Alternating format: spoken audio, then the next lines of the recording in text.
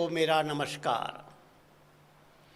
पिछले सत्र में मैं एक घटना का वर्णन कर रहा था। असम के एक गांव में मेरे भाषण के पश्चात एक परिवार के चाय के कार्यक्रम में एक युवक आया। उसके हाथ में बंदूक थी। मैंने इस युवक से पूछा, भैया तुम तो पढ़े लिखे युवक हो, तुमने बंदूक क्यों उठाई? उसने कहा, श्रीमान जी, आपके प्रश्न का उत्तर सुनने का आपके अंदर साहस होना चाहिए। मैंने कहा, इसमें कौन से साहस की बात है, बोलो। अब देखिए, उस युवक ने जो मुझसे बात पूछी, मैं उसके माध्यम से आप सबके सामने प्रस्तुत कर रहा हूँ, और विशेष रूप से नगरीय समाज के लिए यह संदेश बहुत महत्वपूर्ण है। उस युवक ने कहा कि आपने जो भाषण दिया, कुछ दिनों के पूर्व एक पादरी भी हमारे गांव में आया था।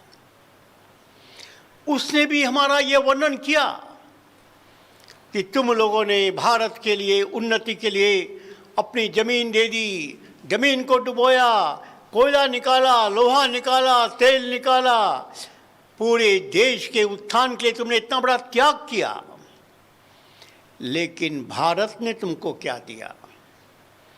तुम्हारे गांव में चलने वाला विद्यालय, इसमें सारा धन अमेरिका से आता है।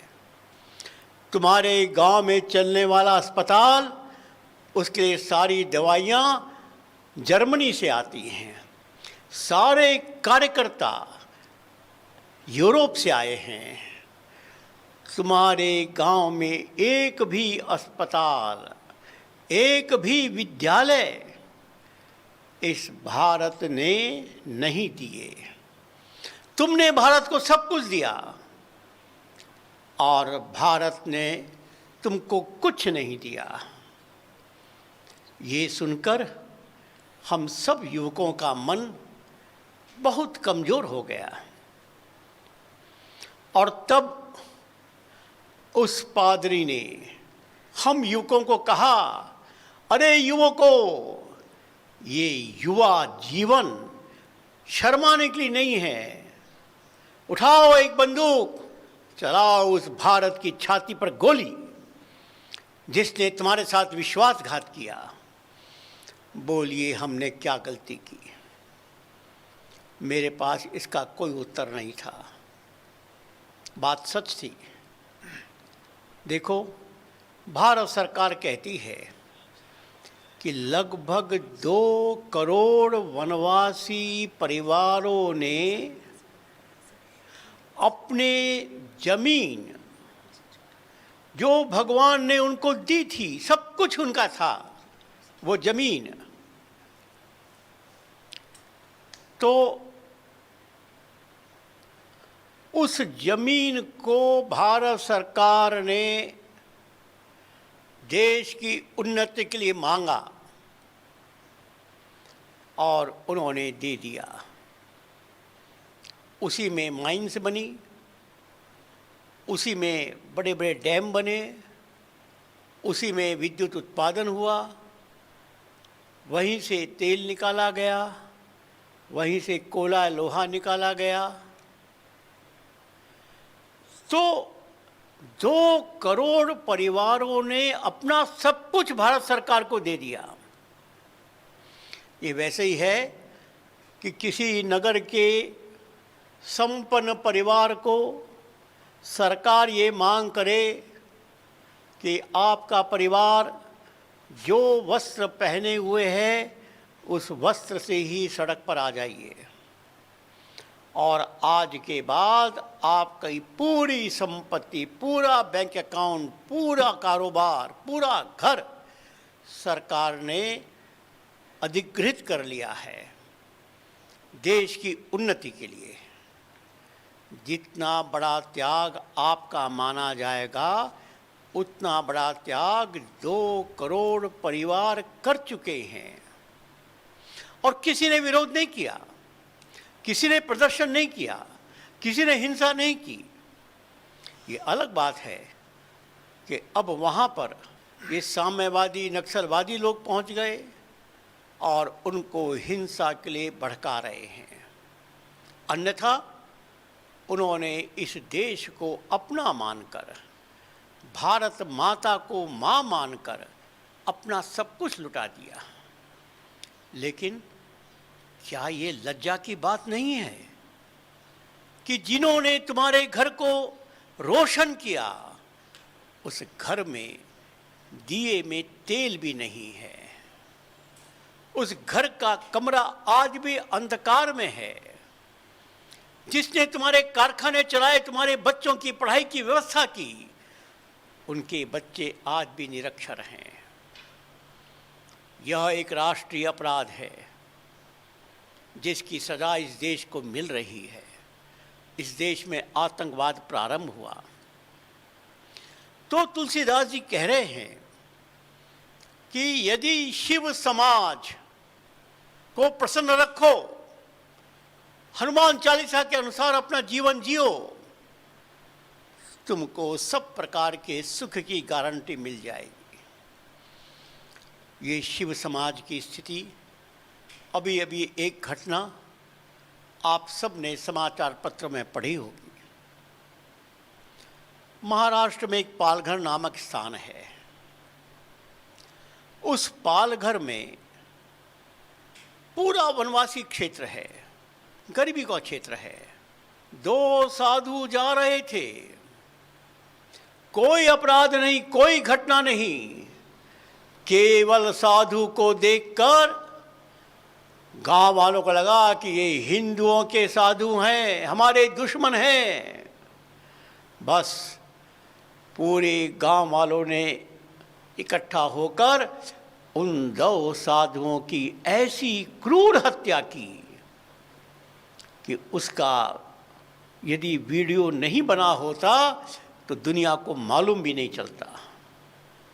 पुलिस खड़ी थी, क्योंकि पुलिस को भी आदेश देने वाले लोग हिंदू विरोध के लिए जाने जाते हैं। इसलिए इस देश में संतों की हत्या होती है और हिंदू समाज चुपचाप देखता है, क्योंकि हिंदू समाज ने इस वनवासी समाज को प्यार नहीं किया। अरे इसने जो कुछ हमको दिया उसके लिए हमने थैंक यू भी नहीं बोला। हनुमान चालीसा हमको ये आश्वासन दे रहा है कि बस शिव समाज को तुम सुखी बनाओ, हनुमान चालीसा को अपने जीवन में लाओ और तुम्हारा जीवन सुखमय हो जाएगा। होए सिद्ध साखी गौरी सा, सारी मनोकामनाएं सिद्ध हो जाएंगी। केवल शिव समाज की साक्षी चाहिए, शिव समाज की अनुकूलता चाहिए, शिव समाज तुम पर प्रसन्न होना चाहिए और उसकी प्रसन्नता के लिए तुमको उसको धन्यवाद बोलना ही पड़ेगा, तुमको उसको प्यार करना ही पड़ेगा। इसके बाद तुलसीदास जी हनुमान जी से प्रार्थना कर रहे हैं, हे हनुमान आओ हमारे दिल में बैठ जाओ, क्योंकि तुम हमारे दिल में बैठोगे तो तुम्हारे दिल में बैठे हुए तीनों राम लखन सीता ये भी हमारे दिल में ही, मन मंदिर में ही स्थापित हो जाएंगे।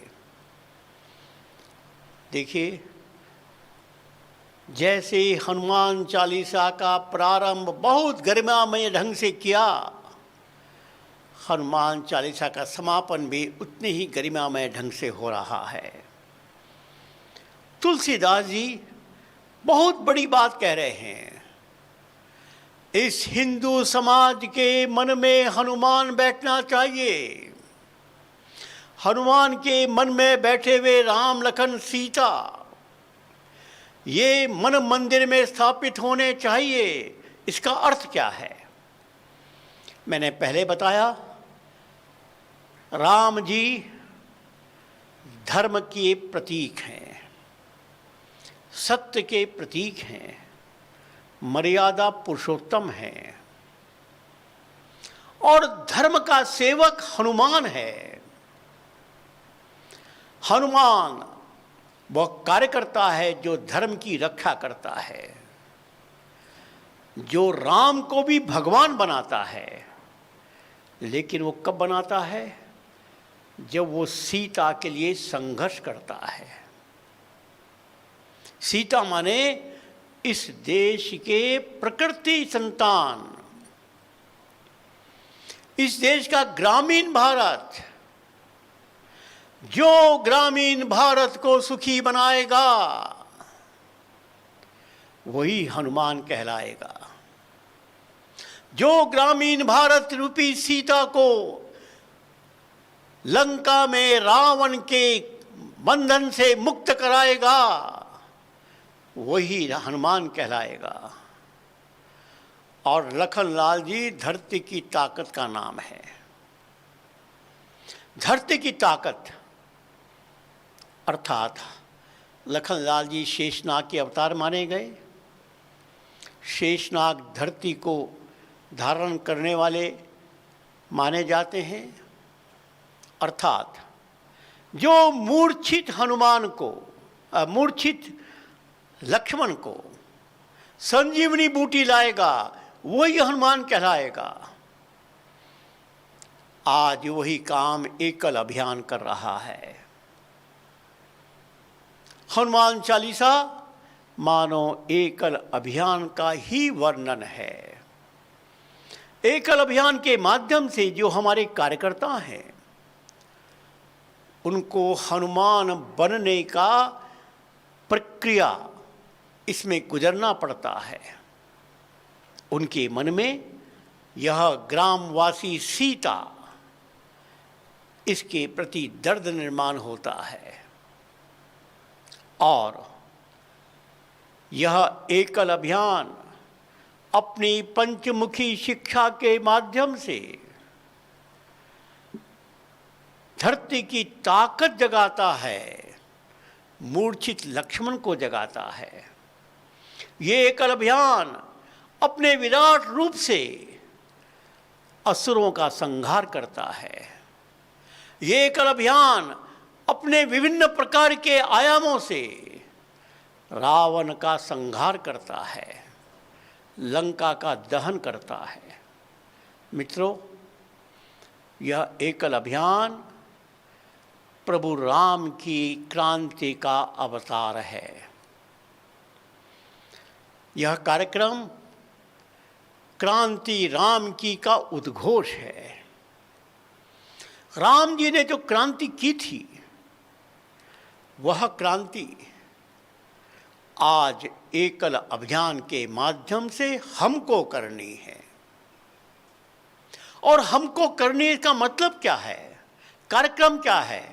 कार्यक्रम एक ही है, हनुमान परिवार, हनुमान चालीसा 100 बार पाठ करो, बार बार पाठ करो। होय सिद्ध साखी गौरीसा, सारी मनोकामना पूरी हो जाएगी। इसलिए एकल अभियान ने अपना लक्ष्य रखा कि हम 10 करोड़ परिवारों को हनुमान परिवार बनाएंगे। हनुमान परिवार बनाने का मतलब 10 करोड़ परिवारों को प्रकृति के लिए समर्पित करेंगे। स्वस्थ रहने के लिए हम प्राकृतिक उपायों का ही उपयोग करेंगे। अंग्रेजी दवाओं की कोई आवश्यकता नहीं। ये जड़ी बूटियां ही, ये तुलसी पौधा, ये नीम का पेड़, ये बरगद का पेड़, ये सारे जो मसाले, ये सारे जो जड़ी बूटियां हमारे प्रकृति माँ की देन है, वही स्वस्थ रहने का उपाय है। करुणा अवतार बनकर हमको गलत रास्ते से हटाने के लिए परमात्मा ने अवतार लिया है। सूक्ष्म रूप में यह वायरस हमको सावधान कर रहा है, प्रकृति के सम्मान के लिए हमको जागरूक कर रहा है, और इसलिए मैं इसको करुणा अवतार के रूप में ग्रहण करता हूँ और सारे समाज को हनुमान परिवार बनने का आह्वान करता हूँ। प्राकृतिक जीवन जियो और मानसिक बल के लिए कोई देवी देवता की आवश्यकता नहीं, केवल हनुमान, हनुमान चालीसा।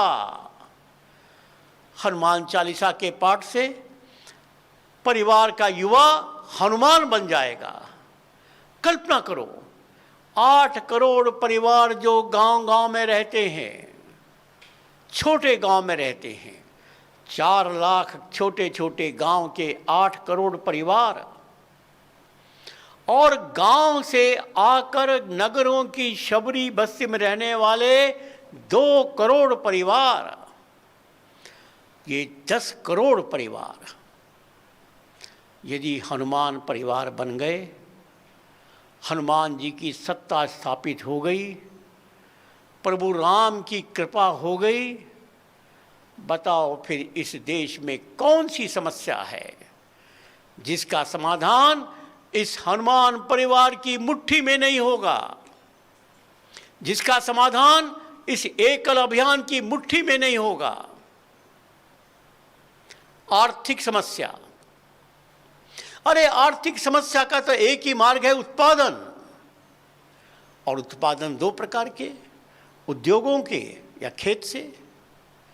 खेत में उत्पादन तो ये हनुमान परिवार ही करता है, ये शिव समाज ही करता है, और कौन वहाँ मेहनत करता है।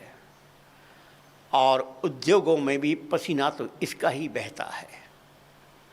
जिस उत्पादन से देश दुनिया की आर्थिक व्यवस्था सुधरती है, वो इस शिव समाज के पसीने का परिणाम है। राजनीति, जो सरकार वोटों से बनती है, और शिव समाज ने डेमोक्रेसी का महत्व समझ लिया, शिव समाज ने वोट का महत्व समझ लिया, शिव समाज के पास सारे समाचार जाने लगे, शिव समाज के पास उनको सही रास्ता बताने वाले लोग पहुंच गए। कौन ऐसा हिम्मत वाला है जो शिव समाज को इस शराब की बोतल में खरीद सकता है? कौन हिम्मत वाला है जो शिव समाज को डरा सकता है? कौन हिम्मत वाला है जो शिव समाज को जाति में बांट सकता है? क्योंकि हनुमान जी ने उन सबको एक बड़ी रेखा में बांध लिया। ऐसा कहते हैं, अकबर बीरबल की कहानी बड़ी प्रसिद्ध है। एक बार अकबर ने बीरबल को कहा कि बीरबल, एक रेखा मैंने खींची है, इसको बिना मिटाए छोटा कैसे करोगे? अकबर बीरबल ने कहा, बड़ा आसान काम है। क्या काम है? तो बीरबल ने उसके बगल में बड़ी रेखा खींच दी। वो रेखा बिना मिटाए छोटी हो गई। बस यही सिद्धांत है। हमारे शिव समाज के अंदर जितनी भी कुरीतियां हैं, उनकी बगल में एक बड़ी रेखा खींच दो। हनुमान भक्ति, हनुमान परिवार, हनुमान चालीसा, सारी बुराइयां छोटी हो जाएंगी। और इस शिव समाज का सबसे बड़ा संकट व्यसन। देखो, हमारे शिव समाज को गरीब बनाने वाला दुश्मन गांव के बाहर नहीं रहता है, गांव में रहता है। परिवार के बाहर नहीं रहता है, परिवार में रहता है। और परिवार के मुखिया के हाथ में रहता है शराब की बोतल, जिसके कारण परिवार की महिलाओं पर अत्याचार होता है, जिसके कारण परिवार के बच्चों को भूखा रहना पड़ता है। अब इस शराब की बोतल को कैसे आप मिटाएंगे? एकल अभियान ने एक रास्ता निकाला। प्रतिदिन गांव के किसी कोने में मस्ती भरे वातावरण में हो रहा है भजन कीर्तन संकीर्तन। अब ये नौजवान दिन भर हड्डी तोड़ मेहनत करके शाम को जो अपने घर में आता है, तो मनोरंजन करने की इच्छा किसकी नहीं होती। अरे नगर के लोग बैठ जाते हैं टीवी के सामने, चले जाते हैं किसी पार्क में, चले जाते हैं किसी होटल में, चले जाते हैं किसी मंदिर में। यह गांव का नौजवान कहाँ जाएगा? कौन सा होटल, कौन सा मंदिर, कौन सा पार्क? उसको मनोरंजन चाहिए, वो चलता है शराब की भट्टी की ओर अपने मन को हल्का करने के लिए, और दिन भर की कमाई के लगभग आधा धन फूंक देता है शराब की भट्टी में। यदि उसी समय गांव के किसी कोने से मृदंग की आवाज सुनाई दे रही है, झलरी की झंकार सुनाई दे रही है, हरि बोल कहते हुए लोग नाच रहे हैं, ये नौजवान बढ़ चलेगा उस सत्संग केंद्र की ओर, डूब जाएगा भगवत भक्ति के नशे में, छूट जाएगा शराब का नशा।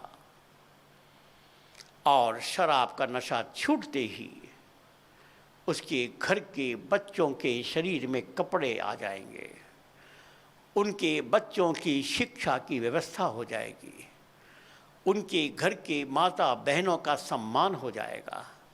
ये ताकत है इस बड़ी रेखा हनुमान भक्ति, हनुमान परिवार, हनुमान सत्संग, हनुमान चालीसा में।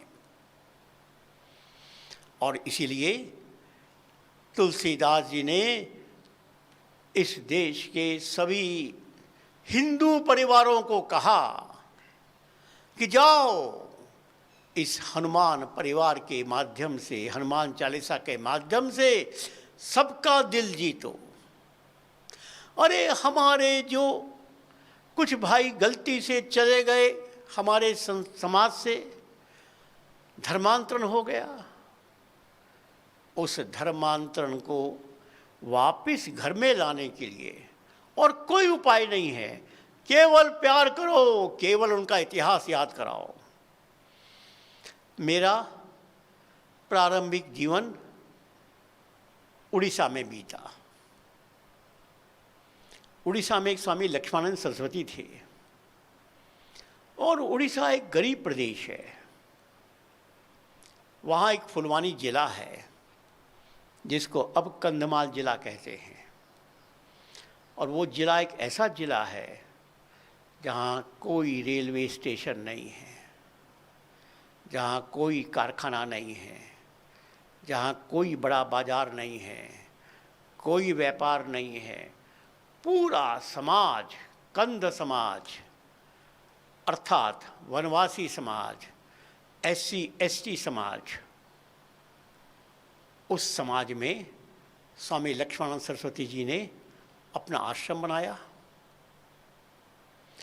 और उस समाज में अपना कार्यक्षेत्र चुना। उस समाज में गांव-गांव में सत्संग केंद्र स्थापित हुए, और वहां पर मैंने देखा कि ये वनवासी का जीवन कैसा है। बस उसको केवल प्यार दो, केवल सम्मान दो, वो तुम्हारे लिए जान देने को तैयार हो जाएगा। मैं आपको सन 2008 की घटना सुनाता हूँ। आज से लगभग 12 वर्ष पूर्व स्वामी लक्ष्मानंद सरस्वती जी की हत्या की गई थी। 2008 के जन्माष्टमी के दिन वो अपनी एक संस्था, बालिकाओं का छात्रावास, बालिकाओं का विद्यालय, वहाँ पर थे। उनके साथ 2 महिला शिष्याएं भी थी, साध्वी भी थी, और जन्माष्टमी मना रहे थे।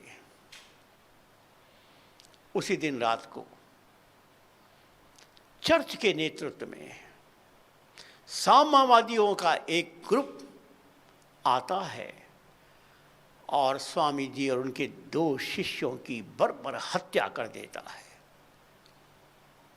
उस हत्या के बाद सारे उड़ीसा में एक उबाल आता है। सारे उड़ीसा में एक बदला लेने की भावना आती है। सारा उड़ीसा का ये शिव समाज क्रोध से भर जाता है और जिन चर्च के लोगों ने स्वामी जी की हत्या की उनको दंड देने के लिए वो आगे बढ़ता है, दंड देता है। पुलिस आती है, मिलिट्री आती है, सारे लोगों के पुरुषों को गिरफ्तार करती है। परिवार में केवल महिलाएं रहती हैं। उन महिलाओं ने पुलिस से, मिलिट्री से मोर्चा लिया, उनको गांव में नहीं घुसने दिया। और जब चर्च पर हमला हुआ तो दुनिया के ईसाई देशों में तूफान मच गया। 9 देशों के प्रतिनिधिमंडल उड़ीसा में आया।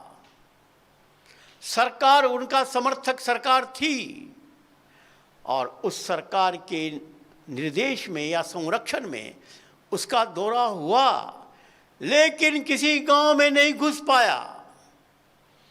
ये था शिव समाज की महिलाओं की मातृशक्ति, दुर्गा शक्ति। लेकिन ये दुर्गा शक्ति कैसे आई? मित्रों, हम एकल अभियान में सेवा का काम कर रहे हैं और हम समझ रहे हैं कि सेवा से ही सब कुछ होगा। मुझे क्षमापूर्वक एक बात कहनी है, ये सेवा मीठा जहर है। ये सेवा मनुष्य को स्वार्थी बनाता है, मनुष्य को निर्बल बनाता है, मनुष्य को भिखारी बनाता है। अरे सेवा करती है चर्च क्योंकि उसको तुम्हारा धर्म चाहिए। ये मुफ्त अनाज बांटने वाली सरकार, उसको तुम्हारे वोट चाहिए। ये पैसे वाले लोग कंबल बांटते, उनको पुण्य चाहिए। वो अपने स्वार्थ के लिए तुमको पौरुष विहीन बना रहे हैं। हाँ, एकल अभियान भी सेवा करता है, लेकिन सेवा हमारा प्रवेश मार्ग है। सेवा के माध्यम से हम इस वनवासी की कुटिया के दरवाजे तक पहुंचते हैं। हमारा संपर्क माध्यम है। लेकिन संगठन का माध्यम हमारा दैनिक सत्संग है। जब गांव वाले कुछ पाते हैं उसको सेवा कहते हैं। जब गांव वाले कुछ देते हैं उसको संगठन कहते हैं। जब गांव वाले दिन में 1 घंटा समय देते हैं उससे त्याग पैदा होता है, उससे ताकत पैदा होती है। और जब गांव वाले घर बैठकर सब चीज पाते हैं उससे स्वार्थ पैदा होता है, उससे नालायकी पैदा होती है। संगठन का बहुत बड़ा उदाहरण राष्ट्रीय स्वयंसेवक संघ है। राष्ट्रीय स्वयंसेवक संघ ने क्या किया? इस देश के लाखों नौजवानों से प्रतिदिन 1-2 घंटा मांगा और उस 1-2 घंटे में क्या किया? जाओ घर घर संपर्क करो, जाओ शाखा में कबड्डी खेलो। अर्थात अपने 24 घंटे में 1 घंटा 2 घंटा देश के लिए, समाज के लिए दो। अपने स्वार्थ को छोड़ो। परिणाम, आज राष्ट्रीय स्वयंसेवक संघ दुनिया का सबसे बड़ा संगठन बन गया। स्वयंसेवी संगठन, लाखों करोड़ों लोग देश के लिए दिन के 1 घंटे 2 घंटे त्याग करने का संस्कार आ गया। आवश्यकता पड़ने पर चाहे कहीं हमला हो देश की दुनिया सीमा पर। 1948 में जब जम्मू कश्मीर पर पाकिस्तान का हमला हुआ, संघ के स्वयंसेवकों ने अपनी जान हथेली पर रखकर वहां पर सेना की सहायता की। 1962 में चीन का हमला हुआ, संघ के स्वयंसेवकों ने अपनी जान हथेली पर रखकर सेना की सहायता की, जिसके परिणाम स्वरूप 1963 के 26 जनवरी के परेड में स्वयं नेहरू जी ने राष्ट्रीय स्वयंसेवक संघ को निमंत्रित किया और संघ के स्वयंसेवक ही सेना के साथ दिल्ली की सड़कों पर चले। और जब कोई बाढ़ आती है, कहीं भूकंप आता है, अभी अभी कोरोना में संकट आया, करोड़ों लोगों की सेवा की लाखों स्वयंसेवक रात दिन लग गए। एक नेता ने आरएसएस की परिभाषा अंग्रेजी में की, ready for selfless service, RSS. कोई भी आपदा आए, समाज का कोई भी वर्ग, धर्म नहीं देखते, जाति नहीं देखते, उसको अपना समझकर सेवा करना ये संघ के स्वयंसेवकों के स्वभाव में है। बस यही मंत्र हमको गांव-गांव में दैनिक सत्संग के द्वारा देना है। सत्संग में आओ, भजन कीर्तन करो। 1 घंटा तुम्हारा नहीं है, ये 1 घंटा राम जी का है, देश का है, समाज का है। बस यही हमारी कल्पना है। जिस दिन हम इस देश के 4 लाख गांव में दैनिक सत्संग प्रारंभ कर चुके होंगे, अभी तो प्रत्येक परिवार में पारिवारिक सत्संग की बात चल रही है, क्योंकि कोरोना के कारण अब यह संभव नहीं है कि सब एक साथ एकत्रित हों। लेकिन कभी वो दिन आएगा जब सबको एक साथ संग इकट्ठा होने की अनुमति मिलेगी, या थोड़ी थोड़ी दूर दूर बैठकर करेंगे। तो दैनिक सत्संग अर्थात गांव के प्रत्येक परिवार के स्त्री पुरुष को दिन में 1 घंटा राम जी के लिए, हनुमान जी के लिए देने की आदत, यह संगठन है। इसमें ताकत पैदा होती है। और यह काम एकल अभान के श्री हरि सत्संग समिति के अंतर्गत हरि कथा योजना कर रही है। हमारे कार्यकर्ता कथाकार बनकर गांव-गांव में प्रवास कर रहे हैं। अब आप एक कल्पना करिए, मान लीजिए मैं श्रीमान संतोष जी के घर में गया। घर का रास्ता मुझे किसी ने बता दिया, मैं उनके दरवाजे पहुंचा, दरवाज़ा बंद था। अब मुझे दरवाज़ा खुलवाना है, मैं क्या करूंगा? मैं संतोष जी को जोर से पुकारूंगा, संतोष जी दरवाज़ा खोलिए। अंदर से आवाज़ आएगी, आप कौन हैं? मैं अपना परिचय दूंगा, अरे आप आए हैं, मेरे मित्र हैं, तुरंत दरवाज़ा खुलेगा। इस वनवासी के हृदय तक पहुंचने का रास्ता सेवा है, लेकिन हृदय के दरवाजे बंद हैं। तुमको उसको पुकारना पड़ेगा जो इस वनवासी के दिल में बैठा है। वो हनुमान है, वो राम है, वो लक्ष्मण है, वो सीता है, वो कृष्ण है, वो राधा है, वो शिव है, वो दुर्गा है। बिना इसकी कथा कहे दरवाजा नहीं खुलेगा, और बिना दरवाजा खुले तुम उसके दिल में प्रवेश नहीं कर सकते, और बिना दिल में प्रवेश किए तुम कोई परिवर्तन नहीं कर सकते। मित्रों, हमें बड़ा गर्व है जिस समाज के लोगों को हमारे नगरीय समाज अपने घर में भी प्रवेश नहीं देते थे। आज से 40-50 साल पहले जिनका छुआ हुआ पानी भी नहीं पीते थे, उस समाज के युवक और युवतियां आज घर छोड़कर राम कथा के लिए गांव-गांव जा रहे हैं, व्यासपीठ पर बैठ रहे हैं, और यही नगरीय समाज जिसने उनकी उपेक्षा की थी, वो उस व्यासपीठ पर उस समाज के युवक युवतियों को प्रणाम कर रहे हैं। यह है एकल अभियान की विशेषता। और जब उस समाज के गरीब समाज, वनवासी समाज, शिव समाज देखता है कि मेरी बेटी, मेरा बेटा बैठा है व्यासपीठ पर, कर रहा है कथा, लोग उसको प्रणाम कर रहे हैं, हमारे शिव समाज का स्वाभिमान आकाश को छूता है। और यही स्वाभिमान उसकी ताकत है। इसलिए मैं अपील करता हूं, एकल अभियान की 4 शिक्षाओं के द्वारा सेवा तो हम कर रहे हैं, करते रहेंगे, क्योंकि गांव की भौतिक उन्नति भी आवश्यक है।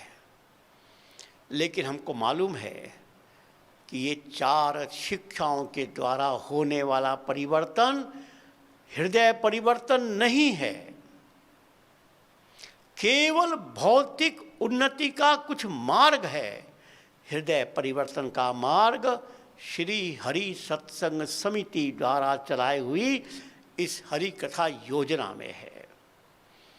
और इसीलिए श्री हरि सत्संग समिति के माध्यम से गांव-गांव में दैनिक सत्संग का अभियान चल रहा है। श्री हरि सत्संग समिति के माध्यम से नगरों में हर परिवार को हनुमान परिवार बनने का आह्वान किया जा रहा है। नगरों की शबरी बस्तियों में हर परिवार को हनुमान परिवार बनने का आह्वान किया जा रहा है, जिससे उनका हृदय के अंदर बैठा हुआ हनुमान जग जाए। एक बार उनका हनुमान जग गया, उनका स्वाभिमान आकाश को छुएगा, और एक बार उनका स्वाभिमान जग गया तो देश का स्वाभिमान जग जाएगा। ये सीता, धरती की बेटी, जो अंत में धरती में ही समाती है, धरती से ही निकलती है, धरती के लिए ही अपने सुख को छोड़ती है, वो सीता प्रसन्न होकर इस हनुमान बने हुए शिव समाज को 9 सिद्धियां, 8 सिद्धियां, 9 निधियों का आशीर्वाद देगी। कोई हमें कष्ट नहीं होगा। इसलिए मैं सारे समाज का आह्वान कर रहा हूं, मित्रों, अब देश पर जो संकट आ रहा है, वह संकट एक अवसर में बदलना है। देश का प्रधानमंत्री हमसे कह रहा है कि संकट को अवसर में बदलो, आत्मनिर्भर भारत बनाओ। और एकल अभियान कह रहा है, आत्मनिर्भर से भी एक कदम आगे स्वाभिमानी भारत बनाओ, आत्म स्वाभिमानी। अरे जिसको अपने ऊपर स्वाभिमान नहीं, जिसके दिल में बैठे हुए हनुमान पर उसको अभिमान नहीं, वो क्या कर पाएगा। इसलिए यह संकट अवसर में बदलने का काम एकल अभियान के द्वारा हम कर रहे हैं। मैं इस कार्यक्रम के माध्यम से सभी श्रोतागणों को प्रार्थना कर रहा हूं, आप यदि देश को प्यार करते हैं, आप यदि धरती माँ, गौ माँ, इसकी पूजा करते हैं, तो मित्रों, आपको हिंदू कहलाने का अधिकार तभी मिलेगा जब इस देश का हनुमान जगेगा और जब इस देश की गौ माता रक्षित होगी। कितनी बड़ी वेदना की बात है। हम रोज गौ माता की जय बोलते हैं, गौ माता की सेवा करते हैं, और इस देश में हजारों गौ माताओं का खून नालियों में बहता है। कसाई खाने में हजारों गौ माताएं रोज कट रही हैं। जरा कल्पना करिए, किसी के आंखों के सामने उसकी माँ की गर्दन हलाल करके काटी जाए। एक झटका होता है, एक हलाल होता है। मुस्लिम समाज हलाल से काटता है, तड़पा तड़पा कर, रेत रेत कर गला काटने को हलाल कहते हैं। पशु छटपटाता है, चिल्लाता है और हलाल होता रहता है। हमारी माँ, गौ माँ, जिसने हमको दूध दिया, जिसने हमको सब कुछ दिया, वो इस देश में कट रही है और इस भारत माता के धरती पर गौ माता का रक्त गिर रहा है और इससे हिंदू समाज को शाप मिल रहा है। मित्रों, अभिशाप। हम सब अपराधी हैं, दंडित हैं, अभिशापित हैं। जो अपनी मां को करते हुए देखे, जिसके मन में क्रोध नहीं आए। अरे क्रोध करना ठीक समय पर आवश्यक भी है। आपने घटना सुनी होगी, जटायु और भीष्म पितामह। जटायु की मृत्यु प्रभु राम की गोद में हुई और भीष्म पितामह की मृत्यु शरशय्या में हुई। जटायु पूर्ण सुखपूर्वक प्रभु राम की गोदी में और विश्राम करके गया, लेकिन भीष्म पितामह शैया पर पीड़ा सहन करते रहे। क्यों? एक ही बात थी, जटायु ने जब क्रोध करना चाहिए था, क्रोध किया, दंड दिया रावण को, उसको राम जी मिल गए। और भीष्म पितामह ने जब क्रोध करना था, क्रोध नहीं किया, द्रौपदी का अपमान देखते रहे, क्रोध नहीं किया, उनको शरशय्या मिली। आइए, इस देश की सीता, इस देश की द्रौपदी की रक्षा के लिए हम भी क्रोध करेंगे, हम भी जटायु बनेंगे। नहीं होगा हमारे पास कोई बड़ा शस्त्र, लेकिन अपने मनोबल से हम हराएंगे रावण को, हम पाएंगे राम जी की गोद को। और यही काम के लिए एकल अभियान पूरा हो रहा, एकल अभियान आह्वान कर रहा है। अब हनुमान चालीसा पूरी हो रही है और मैं अपेक्षा करता हूँ इस हनुमान चालीसा से हमारे देश का हर हिंदू परिवार हनुमान परिवार बनेगा। इस प्रार्थना के साथ सबको नमस्कार, धन्यवाद।